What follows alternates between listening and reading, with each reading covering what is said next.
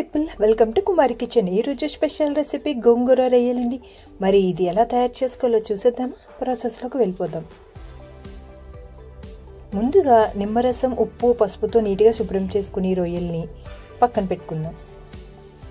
ఇప్పుడు బాండీలో కొంచెం ఆయిల్ పోసుకొని అలాగే 5 ఎండుమిర్చి, అలాగే 1 స్పూన్ ధనియాలు, అలాగే 1 స్పూన్ జీలకర్ర వేసి దూరగా కాసేపు వేపండి.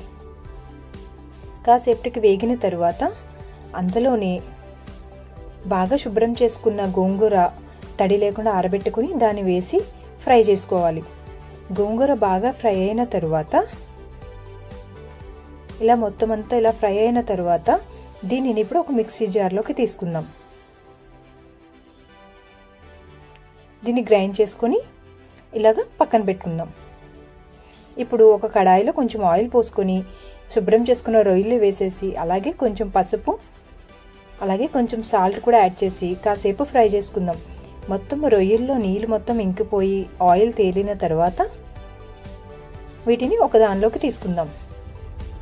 ఇలా మొత్తం రొయ్యలన్నీ పక్కకు తీసుకొని ఇప్పుడు పక్కన పెట్టుకొని ఇప్పుడు అదే బాండీలో కొంచెం ఆయిల్ పోసుకొని జీలకర్ర, అలాగే కొంచెం పచ్చిమిర్చి, అలాగే 2 ఉల్లిపాయ తరుగు యాడ్ చేసేసి కాసేపు వేపండి.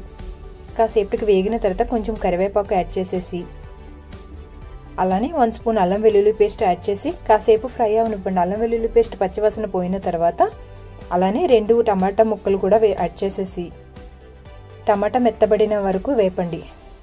టమాటా మెత్తబడిన తర్వాత కొంచెం పసుపు, అలాగే 2 టేబుల్ స్పూన్ కారం, అలాగే కొంచెం గరం మసాలా పౌడర్ కూడా యాడ్ చేసి అలాగే సాల్ట్ కూడా యాడ్ చేయండి. యాడ్ చేసేసి కాసేపు మొత్తం మసాలాలు వేగిన తర్వాత ఇప్పుడు రొయ్యలు కూడా యాడ్ చేసేసి ఒక 10 మినిట్స్ మగ్గనివ్వండి.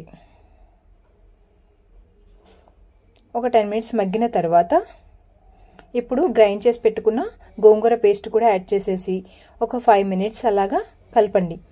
మొత్తం అంతా మగ్గిన తర్వాత